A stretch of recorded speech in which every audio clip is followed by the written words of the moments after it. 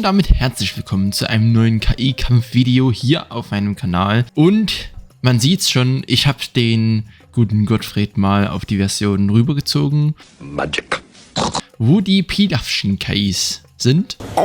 Und heute gibt es ein kleines, 2 vs 2 auf der Map vom Lord Hühnerfutter. Der Gottfried zusammen mit dem Schwein, weil die eigentlich ganz gut harmonieren. Und die Schnecke gehen mit dem Bären. Ich weiß, Schnecke gegen Gottfried ist jetzt nicht ganz so das einzig Wahre, kann ich verstehen. Aber es ist besser, als man denkt oder denken mag, ne? Ich würde jetzt einfach mal reingehen, wie gesagt, auf dieser Karte mit 4000 Gold und wir sehen uns gleich wieder.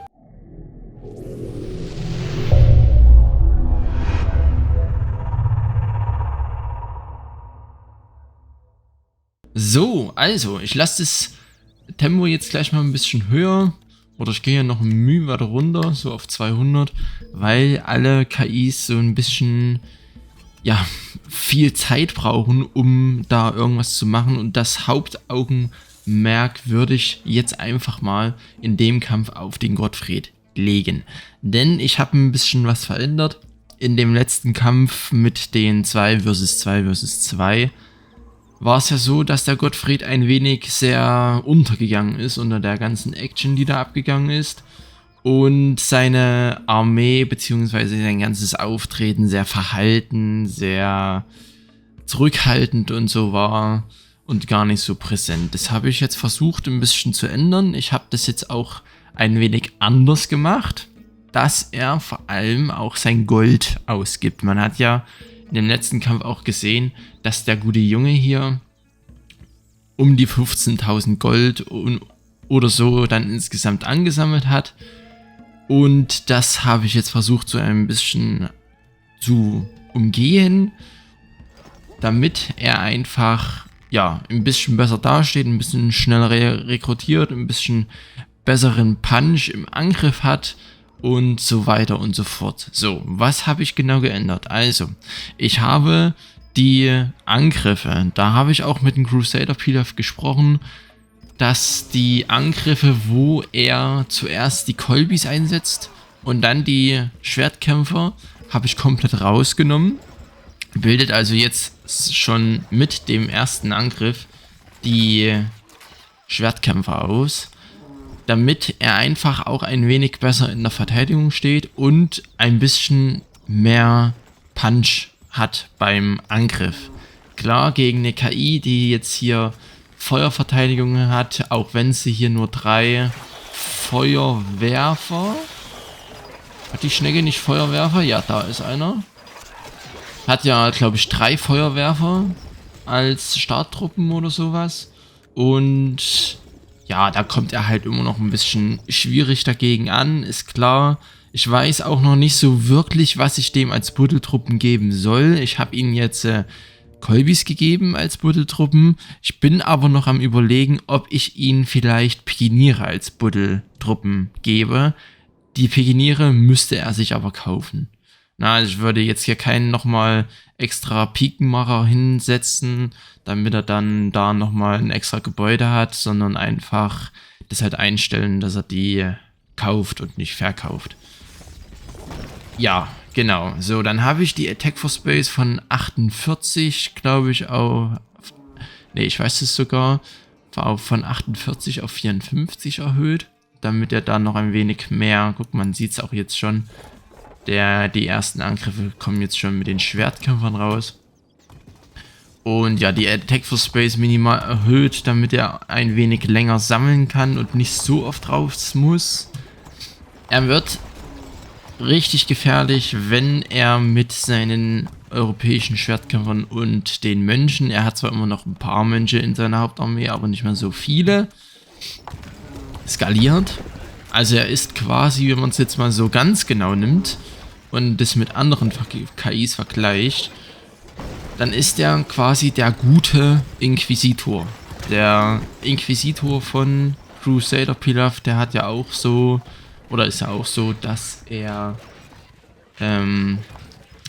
die Schwertkämpfer und die Mönche einsetzt. Und man sieht es jetzt hier auch. die Kolbis, ne, auf jeden Fall. Und das ist halt quasi im bösen Sinne. Und der Gottfried ist fast dasselbe, nur dass er eine Stufe 3 KI ist, extrem weniger Wirtschaft und Burgvolumen hat und hat dann aber auch Mönche und Schwertkämpfer drin in der Armee. Der Grund ist, der braucht meiner Meinung nach einfach so ein bisschen die Truppen, um ja gefährlich zu werden, weil wenn er erst mit 2 Angriffen bzw. 3 Angriffen hier ankommt, um dann hier noch alles aufzuknabbern, die ersten 3 Angriffe machen nichts. Die Kolbis sind jetzt auch nicht so die Massen, dass es ja Sinn macht, die jetzt einzusetzen, weil es waren ja, glaube ich, nur insgesamt 40 oder 50 Kolbis, die er einsetzt, und wenn die halt dann irgendwann mal erreicht sind, ja, dann machen die nichts weiter, ne? Dann skalieren die nicht mit oder gehen nicht höher mit ihrer Anzahl oder so. Es wird Platz in der Waffenkammer verschwendet, das hat mir auch Pilaf gesagt. Und die Angriffe bzw. auch die Verteidigung sind nicht stark, weil ja, der Punch einfach fehlt, ne? Wenn mit solchen wenigen Kolbis angegriffen wird, ja, die werden einfach so schnell weggeschossen, da macht halt das keinen Sinn. Ja, genau. So. Er hat zwar, glaube ich, noch irgendeinen Grund gesagt, aber den habe ich, glaube ich, schon wieder vergessen, leider. Naja, egal. So, dann habe ich ein bisschen noch die Schützen erhöht. Er setzt jetzt mehr Schützen ein im Angriff, aber auch nicht so wesentlich. Nur minimal habe ich die, glaube ich, erhöht. Und dann hat er mir noch was gesagt wegen der Burg. Also, ich habe mir überlegt, entweder mache ich die noch ein wenig besser, damit die einfach noch ein bisschen mehr aushält, die Burg, bevor der eigentliche Durchbruch kommt. Weil hier an der Seite und dieses Torhaus, also die gesamte Seite, ist halt seine größte Schwachstelle mit. Klar, wenn man den Burggraben hier ausbuddelt, ist da auch der Durchbruch gegeben. Da würde ich die Abstände zwischen den, also in den nächsten Burgen, versteht sich, ne? Zwischen den Türmen hier noch ein wenig verringern, aber trotzdem so eine Breche halt mit dem Burggraben halt lassen. Damit einfach, ja, das noch ein bisschen Varianz halt hat, ne? Aber vielleicht den Burggraben bis hier rum, bis zu dem Torhaus. Das Torhaus lasse ich, glaube ich, trotzdem als normales Torhaus. Oder ich mache da halt noch eine Zugbrücke ran, aber eigentlich möchte ich da nicht so viele Zugbrücken dran haben. Schwein geht hier noch ganz gut, genau. Zweiter Angriff vom Gottfried kommt jetzt. Und genau, ne, aber dass halt die Verteidigung noch ein wenig besser ist, um noch ein wenig mehr Stand zu halten gegen auch größere KIs. Oder dass die halt die Belagerung ein bisschen länger dauern, weil die ganzen Torhäuser gehen dazu. Und damit er einfach, ja, auch ein bisschen so sein Gold ausgibt und so weiter und so fort. Das, ja, ne? So, hier setzt sich durch, ist klar, wegen positiven Angstfaktor. Und die Schnecke baut hier eine Burg oder hat eine Burg mit negativen Angstfaktor gebaut. In meinem Test hat sie den positiven Angstfaktor gehabt. Und da hatte er wirklich große Probleme. Hier sieht es aber auch nicht gerade. Was ist hier los? Das ist nicht gut. Schweinchen hat hier aber auch nicht gerade die einfachste Zeit. Gut, der ganze Hauptteil der Armee vom Bären, der sammelt sich hier vorne an dem Turm. Jetzt ist hier hinten offen. Er hat die Notrekrutierung. Hier an der Seite ist auch offen. Okay, ja, aber das sollte jetzt noch nicht Kill sein. Nee, ist noch nicht. Warnblinger sind natürlich am Start. Wirtschaftlicher Schaden ist da. Aber naja, gut. Ja, genau. Na, das ist jetzt bloß so mal der Stand der Dinge, wie ich es so angegangen habe. Wenn ihr aber sagt, nee, lass mal. Also ich habe ja jetzt wieder eine KI, die auf europäische Schwertkämpfer geht. Habe ja schon den Ludwig. Ich habe den Ja, ich habe eigentlich nur den Ludwig und ja, nur den Ludwig. Noch als Schwertkämpfer, der aber auch positiv ist, also positiver Angstfaktor. Weiß ich nicht, ne? Also, ob das vielleicht nicht ein wenig zu viel mit europäischen Schwertkämpfern sind.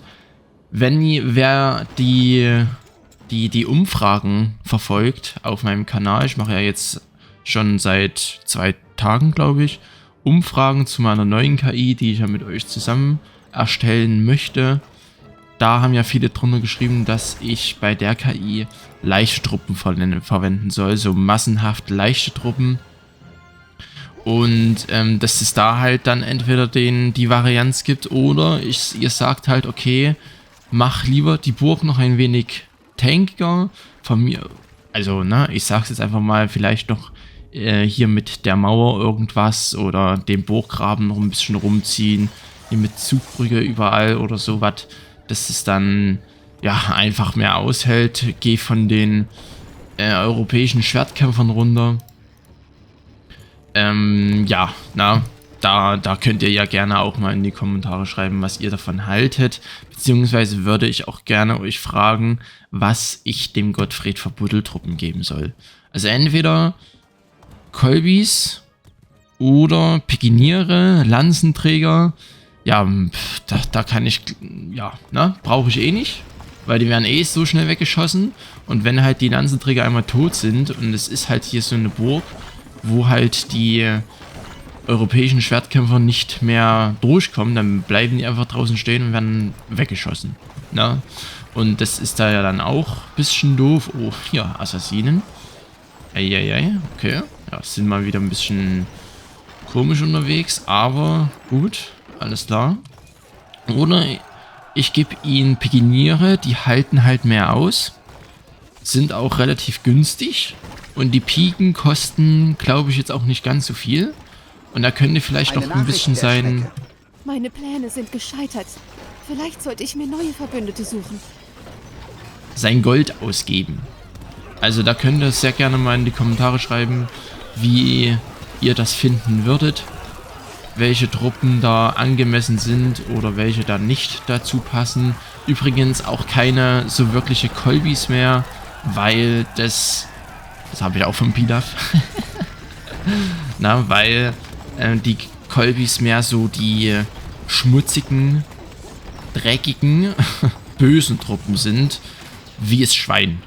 Ja? Und nicht so für Charaktere, die so ja gut sind, die so gläubig sind, die so ja sauber sind und gutherzig und so weiter. Da passt es auch nicht so richtig, ne? Wenn man versteht, was ich meine. Ich hatte das zwar eigentlich anders gedacht mit den Kolbis, aber es macht dann rein wirtschaftlich und rein spielerisch keinen Sinn, weil die KI sich dann selber ein wenig sehr stark ausbremst. Da gehe ich jetzt gleich mal drauf ein, was ich damit meine. Ja, Schwein hat hier nochmal souverän. Souverän? Nee, souverän. Ach, keine Ahnung. Deutsch ist schwer, ne? Wisst ihr Bescheid? Abgewehrt und genau. Ich wollte das halt so machen, dass in den ersten Jahren, wo halt Gottfried noch nicht so lang der Herrscher einer Burg bzw. eines Landes ist, in dem Fall einer Burg, dass einfach so die niederen Truppen, sage ich jetzt einfach mal, so die Kolbis sind in den ersten paar Jahren und dann nach und nach aufsteigen. So, wisst ihr, also dass die Truppen erst schlecht sind oder erst so relativ skeptisch sind, ob man denen jetzt vertrauen können und durch die Präsenz oder Aura oder wie auch immer von Gottfried, der ist halt nachgläubig und dass er die halt alle bekehrt und so weiter und so fort und ne, dass der dann halt so die Truppen halt besser ausrüstet und so fort, steigen die halt auf zu den Schwertkämpfern. So war eigentlich mein Plan. Das wäre aber nur sinnvoll gewesen, wenn man einstellen könnte, das geht aber bei Stronghold Crusader nicht, bis zu dem Jahr bildest du Streitkolben aus und ab dem Jahr bildest du nur noch Schwertkämpfer aus. Na?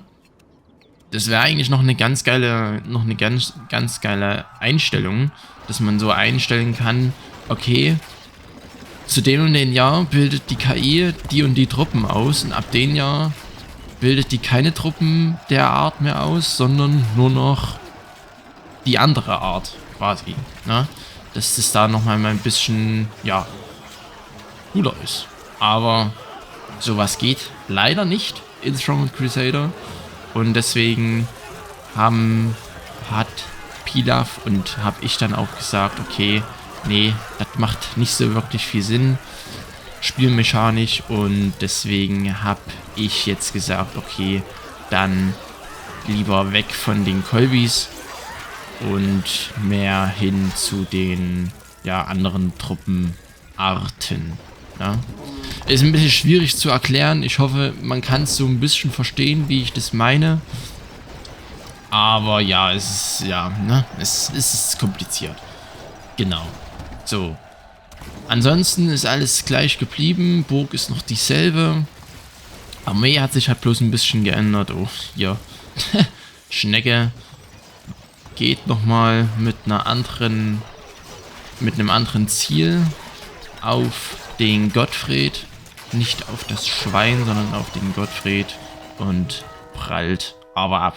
Ja, das Video hier kommt jetzt leider erst am Montag, weil ich eigentlich gestern, den 24.09., dem Sonntag, wollte ich eigentlich ein anderes Video online bringen, und zwar den zweiten Teil, wo ich die erste Stronghold 1 Kampagne einmal komplett durchspiele, auf sehr schwer.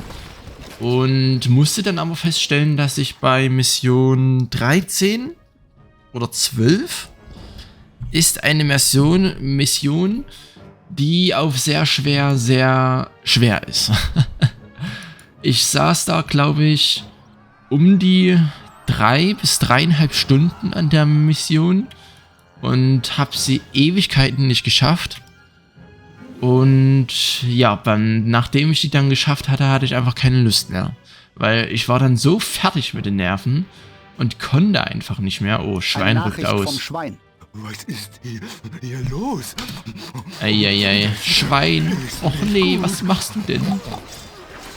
Hier sind noch ein paar. Na, das sind aber zu wenig, glaube ich. Oder? Ja, das sind zu wenig. Schwein geht hier, glaube ich, jetzt flöten. Ja. Eine Nachricht vom Schwein. Nein! Schenk dem Schwein das Leben! Bitte! Eine Nachricht vom Bär. Der Jäger und seine Beute. Was glaubt ihr? Welche Rolle ist euch in dieser Geschichte zugedacht? Ja, Gottfried braucht ja einfach Ewigkeiten, um mal bei der Schnecke durchzubrechen, weil die Schnecke einfach hier, ja, na, mit diesen ekelhaften Feuerwerfern hier oben verbrennen auch relativ stark die Truppen, und dann bleiben nicht mehr so viele Truppen übrig, um den Keep hier anzugreifen. Aber man sieht es, denke ich, hier 350 Truppen und 600 Gold. Gibt jetzt auf jeden Fall besser und schneller sein Gold aus. Aber ja, auf Kosten der... Naja, was heißt auf Kosten? Er sammelt halt keine massenhaft Goldanteile mehr. Na? Was eigentlich ja ganz cool ist, weil nützt ihn ja eh nichts, wenn er das Gold nicht ausgibt. Und somit verwendet er dieses Gold halt, um Truppen auszubilden. So, jetzt kommt die Schnecke hier raus. Schnecke ist auch ein übelstes defensives Vieh, also ganz schön heftig. So, und jetzt, ja, gut. Weiß ich nicht, ob da was wird bei der Schnecke gegen den Gottfried, obwohl jetzt Gottfried hier den Richard macht. Dann könnte sogar die Schnecke hier den Kill landen. Aber man sieht, denke ich, hier, die Angriffe sind auf jeden Fall gefährlicher als vorher, weil die Schwertkämpfer schon deutlich schneller und stärker skalieren können als vorher. Und dann macht es natürlich einfach mehr Sinn, das so zu machen, weil ja, den ewig lang hier rumgammeln zu lassen. Meine Pläne sind gescheitert. Vielleicht sollte ich mir neue Verbündete suchen. Ja, man sieht hier, die Buddeltruppen sind schon weg. Und ja, die Feuerwerfer sind halt natürlich richtig ekelhaft. Der kriegt die auch nicht wirklich hier eingerissen. Vielleicht so mit einer Unterstützungs-KI, die jetzt zum Beispiel einen Belagerungsturm oder irgendwas hat. Dann würde das wahrscheinlich auch anders ausschauen. Aber so, ja gut, das Torhaus ist jetzt kaputt. Aber ein paar kommen noch durch, aber die haben alle rotes Leben. Spätestens beim Keep sterben die noch. Ja, sterben die noch, so rum. So, dann auf jeden Fall hier noch ein wenig schneller mit der Geschwindigkeit. Und wenn jetzt hier der Bär einmal angreift, dann sollte er den Gottfried relativ leicht wegfegen, weil die Verteidigung ist zwar trotzdem jetzt besser, er hält zwar jetzt auch mehr aus, weil er einfach die Gepanzerten einfach mehr in der Hauptarmee hat und dann quasi mehr als Verteidigung hat, aber gegen die Massen, ja, da bringen die, glaube ich, einfach gar nichts. So, mal gucken, ob die hier den Burggraben krabbeln. Die Dunkelheit naht, doch wir werden standhaft bleiben. Das Licht der Götter wird uns beschützen. Ah, sie buddeln hier den Burggraben auf, okay. Oder?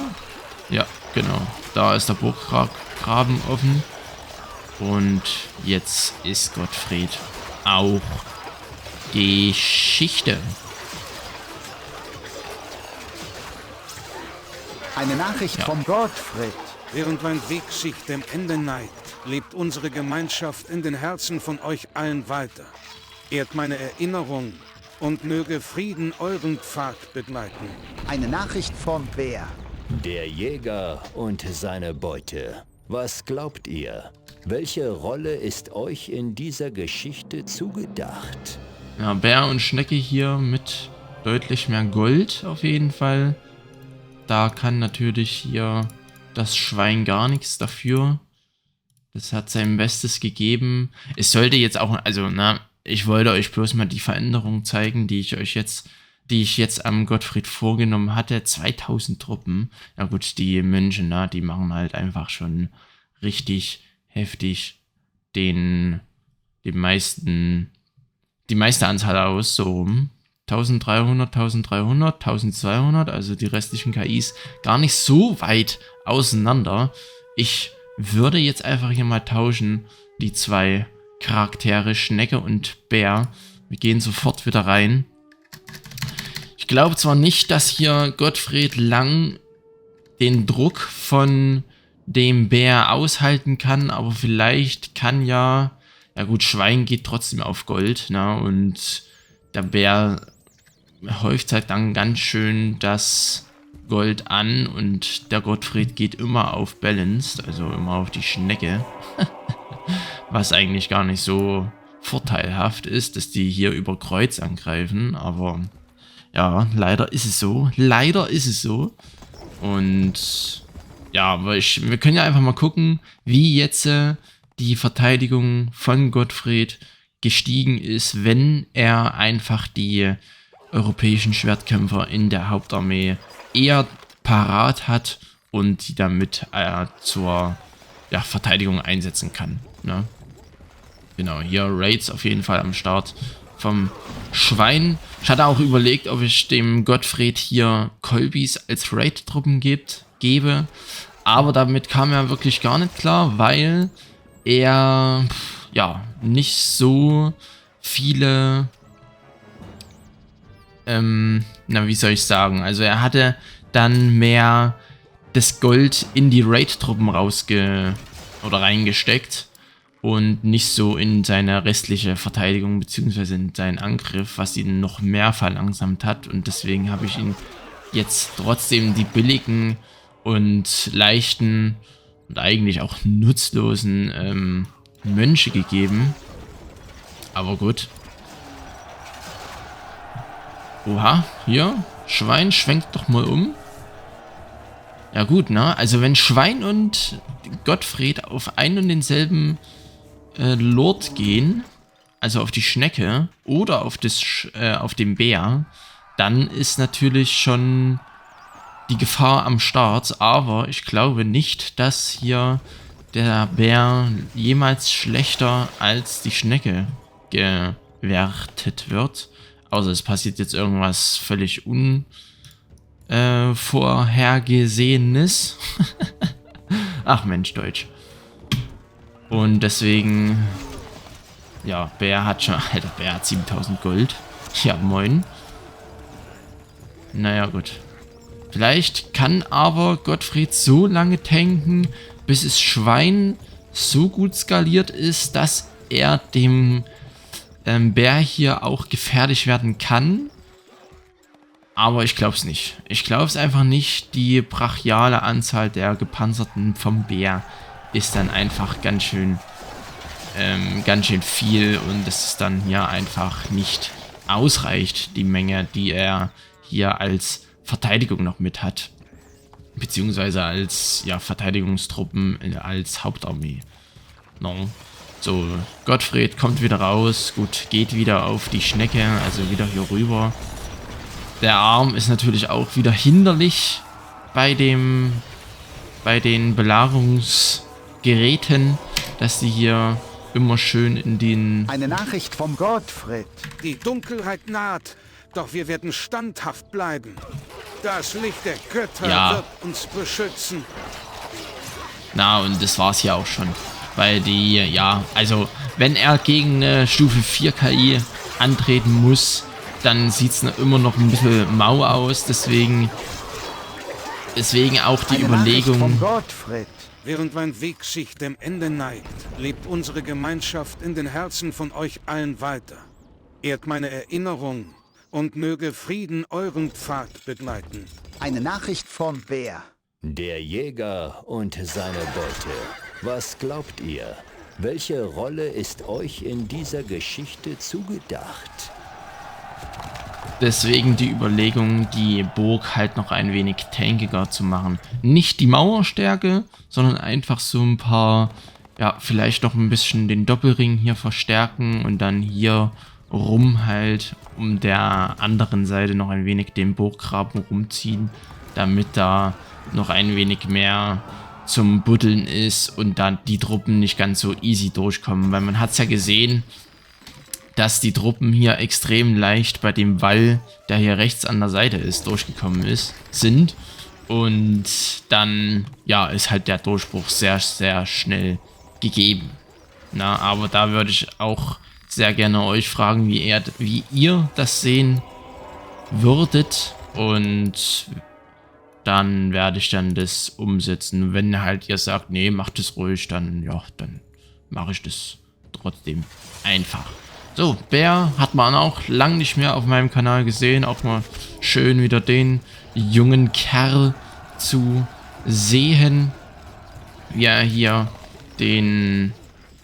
das Schwein hier fertig macht, beziehungsweise aufschlitzt, der Junge. Und ja. Eine Nachricht vom Schwein. Was ist schon? Nee, das waren noch zu wenige, beziehungsweise zu viele Angriffstruppen vom Schweinchen mit dazu. Ich werde dann das nochmal anders machen, und zwar in 1 vs 1 gegen die anderen Pilafschen Stufe 3 KIs, also Emira und Hyäne. Muss aber gleich dazu sagen, bei Hyäne, das habe ich schon mal getestet, da fehlt noch diese Sicherheit gegen so Rush-Angriffe, auch gegen den Skorpion.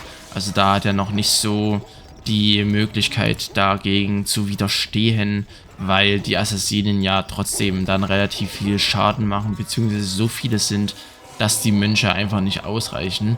Er kann zwar theoretisch eine Notrekrutierung bzw. die Mönche halt relativ schnell ausbilden, aber das macht er nicht ganz so schnell, wie ich das eigentlich gerne haben wollte.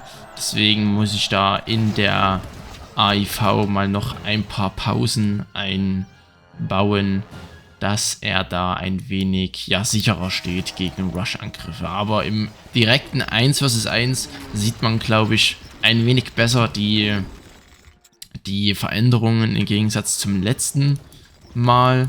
Und das werde ich dann aber im nächsten Video zeigen, wenn von dem KI-Kampf, ja, damit da auch mal wieder das ordentlich zu sehen ist. Weil in dem Doppelkampf, ja, es ist ganz in Ordnung oder man kann es auch sehen, aber etwas schwerer und vor allem dadurch, die ja unterschiedliche Target Choice haben, die beiden, Balance und Gold, ist es natürlich immer ein bisschen anders. Oh, das sind aber auch mal wieder Massen, ja. Anstatt hier beide KIs auf einen und denselben gehen. Und das sollte jetzt hier auch Eine Nachricht vom Schwein. Was ist hier los? Das ist nicht gut. das Schwein halt killen. Ich werde dann auch mal noch ein paar Kämpfe mit meinen KIs machen, also Gottfried zum Beispiel mit Chiara oder Ludwig zusammen, dass man da auch nochmal den Eindruck sieht, wie er so performt und dann langsam aber sicher beginnen, die AIVs mal für den Jungen zu bauen. Es fehlen ja relativ viele AIVs, aber ich wollte ja erstmal die KIs gar fertig machen. Erstellen zumindest, also gar fertig erstellen, so rum, ne? Und ja, dann schauen wir einfach mal, wie das so läuft mit den AIVs. Denn der Plan ist natürlich immer noch, am Ende des Jahres mein erstes kleines KI-Turnier zu erstellen, beziehungsweise zu absolvieren. Und das kann ich natürlich nur, wenn alle 8 KIs hier fertig sind. Von mir. Stirbt jetzt mal das Schwein? Hä, was machen denn die Truppen hier? Die kommen alle so übelst einzeln hoch und das Schwein kriegt hier, ja, hat jetzt schon gelbes Leben, aber irgendwie braucht es ganz schön lang, bis er mal fällt hier. Aber ich glaube, das sollte jetzt trotzdem ausreichen. Eine Nachricht vom Jo. Schwein. Nein! Eine Nachricht vom Bär. Der Jäger und seine Beute. Was glaubt ihr? Welche Rolle ist euch in dieser Geschichte zugedacht? Genau. Ja, Schnecke jetzt eigentlich nur als schickes Nebenbild, beziehungsweise Neben-KI, weil der Bär eigentlich alles gemacht hat. Bär ist, glaube ich, noch ein bisschen zu stark für Gottfried. Ist ja auch klar, also Stufe 4 gegen Stufe 3 und dann, ja, man sieht noch die relativ großen Schwächen bei Gottfried und deswegen würde ich da einfach mal sagen, wenn ihr da mir zustimmt oder, ja, vielleicht werde ich doch das auch einfach selber bestimmen, dass ich den ein wenig tankiger mache. Ja, ich könnte mir aber auch vorstellen, dass ich ihm Pechkipper gebe. So ein paar zumindest auch auf den Torhäusern, damit die da vielleicht ausschütten, wenn da mal die Leute halt rumknabbern. Ja, es gibt verschiedene Möglichkeiten, den stärker zu machen. Ich will aber nicht so groß drin rumfuschen, weil das dann das gleiche wieder ist bei der Chiara, dass ich da das Vorstellungsvideo rausgeballert habe und dann macht es wieder gar keinen Sinn. Deswegen, und er gefällt mir eigentlich so schon relativ gut. Er ist halt noch ein wenig in der Verteidigung ein bisschen schwach. Jetzt geht der Angriff zumindest schon mal. Die Verteidigung weiß ich halt nicht, ne? Wir gucken den 1 vs 1 Kampf nochmal an oder die 1 vs 1 Kämpfe und dann schauen wir einfach mal, wie er sich darschlägt. Gut, Freunde, dann war das heute mal wieder ein etwas kürzeres Video. Ich hoffe trotzdem, es hat euch gefallen. Vielen Dank fürs Zuschauen, lasst es euch gut gehen, bis bald und tschüssi.